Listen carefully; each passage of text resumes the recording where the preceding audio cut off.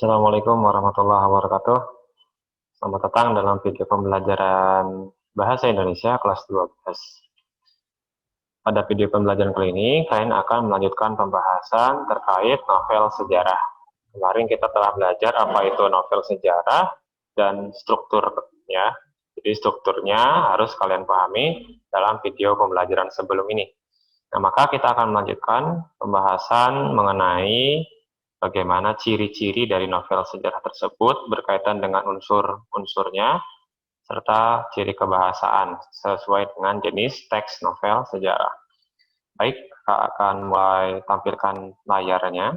Silakan disimak.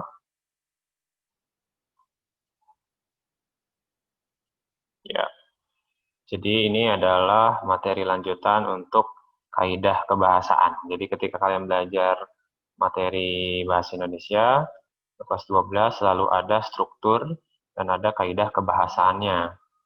Ya. Oke, kita akan mulai bahas.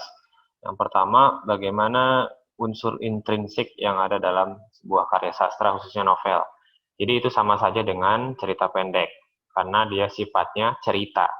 Unsur intrinsik cerita atau prosa dengan puisi itu berbeda, ya. Dengan puisi itu berbeda. Nah, kalian sesuaikan dengan jenis karya sastranya. Karena ini novel, tentu ada unsur-unsur yang berbeda seperti latar atau sudut pandangnya kurang lebih ada perbedaan ya kalau penceritaan. Unsur intrinsik pertama harus ada tema. Tema itu adalah ide, gagasan sebuah cerita. Apakah temanya persahabatan, apakah temanya perjodohan, dan seterusnya. Nah, kita main nanti ilustrasinya pakai novelnya Dilan. Temanya misalnya persahabatan, remaja, dan seterusnya. Tokohnya ada Dilan sebagai tokoh utama ya, ada Milea, ada ibu kedua orang tuanya, dan seterusnya. Penokohan itu berkaitan dengan watak atau sifat, sedangkan latar berkaitan dengan apa? Dengan tempat, waktu, dan suasana. Gitu.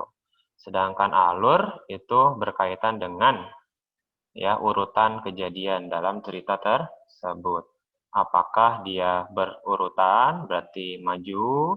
Apakah dia ada mengingat, flashback ke belakang, berarti dia mundur. Ataukah dia campuran dari keduanya tadi, ya. Kemudian ada sudut pandang, itu cara bercerita. Jadi kalian memosisikan diri sebagai si Dilan, berarti pakai aku. Aku ini Dilan. Nah, itu berarti sudut pandang orang pertama. Tapi kalau kalian mau nyeritain Dilan, Dilan orangnya baik, Dilan orangnya, nah berarti itu adalah sudut pandang orang ketiga. Tidak ada sudut pandang orang kedua. Yang dibahas itu lebih ke satu dan ketiga. Kalau kedua tuh lebih dalam dialog. Jadi harus ada dialog orang. Kayak gitu. Untuk amanat itu lebih ke pesan yang ditangkap setelah kisah atau cerita itu kita baca. Kemudian berikutnya kita lanjut ke unsur berikutnya. Tadi tokoh-tokoh itu lebih jelasnya bagaimana pengarang menggambarkan watak. Bisa diceritain langsung ya, diceritakan oleh kalian. Dia baik, nah itu langsung. Kalau diceritakan tokoh lain, kita ngomentarin sifat teman kita. Rina baik, nah gitu, kata kakak misalnya. Nah itu berarti adalah diceritakan tokoh lain. Kalau dialog antar tokoh berarti Dilan dengan Milea. Si Milea tuh ingin tahu si Dilan tuh gimana sih tokohnya, apakah suka ribut doang. Nah dia dalam dialog diketahui bahwa Dilan itu misalnya penyayang. Nah, itu jadi dia harus nyari tahu dalam dialog dulu. Jadi misalnya kayak gitu. Sedangkan yang tindakan, Dilannya harus ada melakukan aksi. Dia itu sebutnya baik karena dia menolong nenek-nenek yang mau menyeberang misalnya. Nah itu adalah tindakan. Sedangkan kalau pemikiran, berarti dia berkaitan dengan perasaan yang ada dalam diri sendiri. Jadi dia nggak diucapkan, lebih ke ucapan pribadi si tokoh. Kalau seandainya aku begini, nah itu pemikiran. Jadi pakainya sudut pandang aku biasanya. Ya. Oke, itu berkaitan dengan latar, tempat kejadiannya di mana, waktunya di mana, serta suasana itu lebih ke alhamdulillah kondisi atau ya kondisinya bagaimana. Alur sudah, jadi ini ada orang pertama. Yang harus ditekankan adalah apa bedanya orang pertama yang utama sama sampingan, Kak. Kalau orang pertama utama berarti dia yang jadi tokoh yang sering diceritakan. Dilan terus, Dilan sama Milea misal. Kalau pelaku sampingan misalnya si Dilannya malah nggak diceritain. Yang diceritain malah Milea, kalau dalam film Milea misalnya ya. Nah, kalau orang ketiga, nah ini murni kita yang jadi pencerita atau jadi pengarang, jadi sutradara. Dilan kamu kayak gini, Dilan. Nah itu jadi kita yang ngarahin gitu, jadi orang ketiga. Itu untuk sudut pandang. Sedangkan yang terbatas itu kita nggak tahu seluk-beluk tentang si tokoh. Kalau serba tahu, kita tahu plus minusnya semuanya tentang kehidupan si Dilan tadi. Ya, kayak gitu. Ya, ilustrasinya kayak teman dekat. Nah, kalau serba tahu itu teman dekat. Kalau teman baru kenal berarti terbatas gitu. Nah, pasti dalam sebuah karya novel itu pasti punya nilai-nilai. Baik itu nilai budaya ya, nilai budaya itu berkaitan dengan kebiasaan. Kalau kalian baca novelnya Ahmad Tohari yang Ronggeng Dukuh Paruk pernah difilmkan ya, itu juga ada kaitan nilai budaya Jawa. Nilai moralnya lebih berkaitan dengan melaksanakan ini ya apa ibadah dan seterusnya. Berkaitan dengan keagamaan juga. Kalau keagamaan itu lebih ketuhanan, ketuhanan dan nanti hubungannya dengan Tuhan. Kemudian kalau sosial hubungan masyarakat, jadi kolektif.